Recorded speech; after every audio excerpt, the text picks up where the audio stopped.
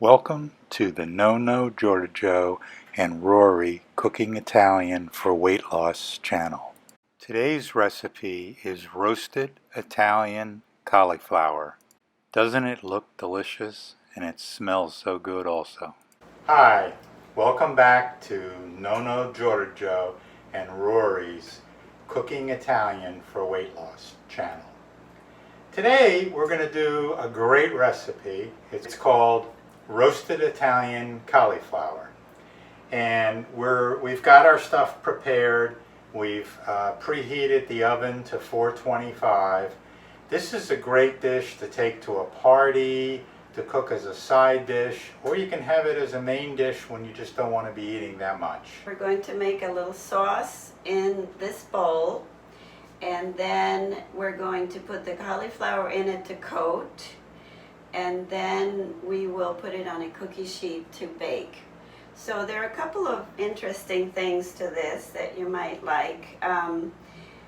We've added horseradish to our recipes and a little bit of Grey Poupon Dijon mustard. The rest is pretty normal. Because we're making it Italian, we're going to add some oregano also. So take All right, the lead. So basically what we have here is a medium head of cauliflower chopped into florets. Bite size or slightly smaller pieces is fine. We're going to put some horseradish, olive oil, and Dijon mustard, and we're going to mix that as best as possible. They won't fully mix. Then we're going to put some fresh grated Parmesan Reggiano cheese, some grated garlic powder, and salt and pepper. So the first thing we want to do is to put the olive oil. Okay, and this is approximately a quarter cup.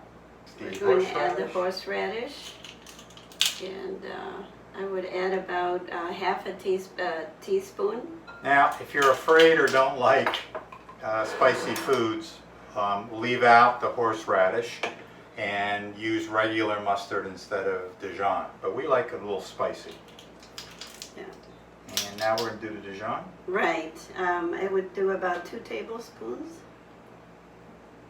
We need some flavor. Cauliflower has its own flavor, but vegetables sometimes need a little nudge. They benefit from a little nudge. We have here a quarter cup of tomato.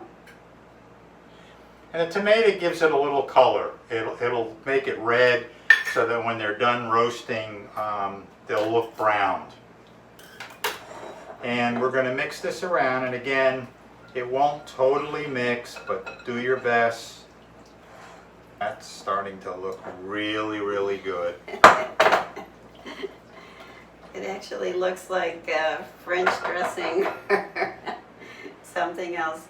So we're going to add the Parmesan cheese. Yep. Okay. And the seasonings, George, you're good with those. Just a little bit of salt. We found this thick garlic that comes in a grater, and you can hear it. You put as much garlic as you like, or leave it out if you don't like garlic. And then we have just some oregano to give it that Italian flavor. And of course, Nonno Giorgio likes his pepper. We always have a lot of pepper. You want it to be able to coat.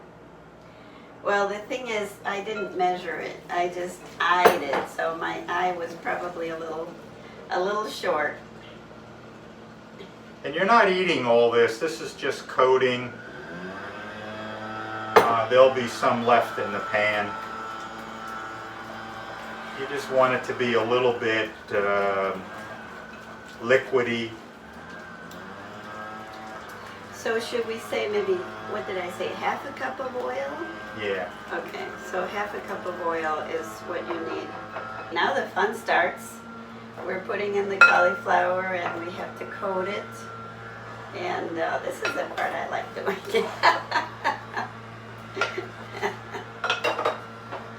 And we have a cookie sheet Okay. with parchment paper on it that we're going to use to bake this. So it's getting a really pretty pink color, the cauliflower, and we're getting all the pieces coated as much as possible. I was never a parchment paper user, and I have become more of one because George uses it a lot, and it really saves so much cleanup, and it looks neater. I don't know if it does anything to improve the flavor, but it's just, I think, a better way to use it. I used to just oil the pans and, you know, let them stain or stick or whatever. But this is, with the parchment, I think is a lot better. Yeah, I think it's really, its main purpose is to just have your food not stick. Sometimes you don't oil enough, or you grease it with butter or something else, and it's still not enough, and it bakes off, and it starts to stick. This keeps it from sticking. So look, we've got them pretty well coated. They look very pretty with like that little pink touch. And now we're going to put them, yeah. Can you hold it for me? Because I can't do both. All right, and we got a little extra which we want to spread around. Oh, this already smells so wonderful. Yeah, see, we do need smell video on YouTube. Right in and suggest that, because this is wonderful. We really do. This is just, but of course it's making me hungry, and we're going to have to wait a little while for it to get tender and bake. 35 minutes in a 425-degree oven. So we've put it in the oven. We'll do it for 25 minutes and check it, but it should be brownish, maybe some dark spots on the higher pieces. And we're going to put, when it comes out, some more Parmesan. We set a little bit of Parmesan aside for it. And it's beautiful parsley. I did get fresh parsley for today, and it does make a huge difference. My mother was a huge proponent of parsley, and it just, I grew up with that taste, and it really, you know, makes everything taste better. So if you can get it fresh, or if you are able to grow your own herbs, which we are a little challenged doing.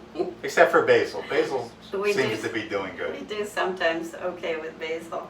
So that's coming up at the end, and we're really excited to try it. And we had said 25 minutes. We put it, now our oven runs very, very hot. So we check them, we always check early. We checked them about 15, 16 minutes, and they were done. Rory put a fork in them, they were tender. Look how beautiful look that looks. fantastic. It's really a pretty dish. So look how beautiful this looks. It's a little browned, and it, oh my goodness, it looks perfect. A thing of beauty. And we're just adding a little bit of more Parmesan cheese. You know, you may have noticed that we don't really measure that closely. We do things by eye and by taste more. But this is about a third cup of. We've added the Parmesan cheese, and it's melting a little bit because it's still very hot. And here's my favorite thing. One of my favorite things is a herb scissors, and my beautiful fresh parsley that I just got today, and then we do a little bit of parsley over them. I think, you know, George pointed out that it's better to put the parsley on fresh and not in the oven because it sort of wilts and loses flavor. So that's what we're doing. We're just putting it on right before we eat it. Rory's done a wonderful job of seasoning it, and now she's going to plate some. We're going to taste it, and this is actually our lunch today. So for lunch, This will do for 2 people. If you just want a snack or you want to take it to a party, depending on how many people, you may want to double the recipe, you may want to just do the one. You could also cut the cauliflower into smaller pieces if you want to stretch it a little bit more.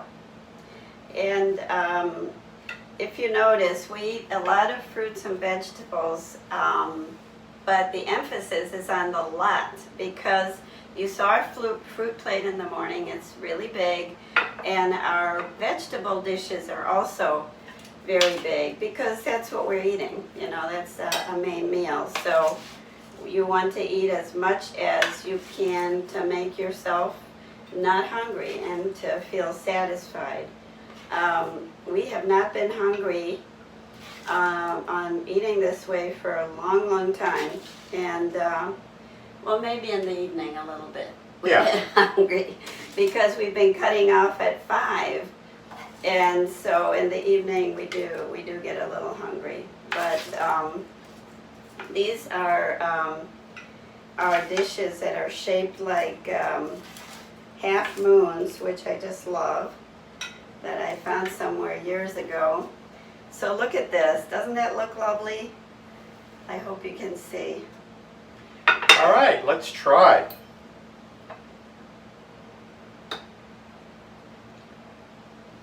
Is it very hot? Mm-hmm. Oh my God. Cheesy.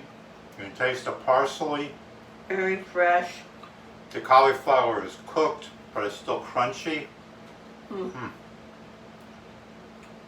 It looks good, it tastes good, and it smells good. And it's very good for you. So have some. Let us know if you like it. Okay. We'll see you next time. Ciao for now. Bye. Arrivederci. Bye. We hope you have enjoyed our channel. If you have, please hit the subscribe button below and the bell next to it so you get notified of new videos when they come out.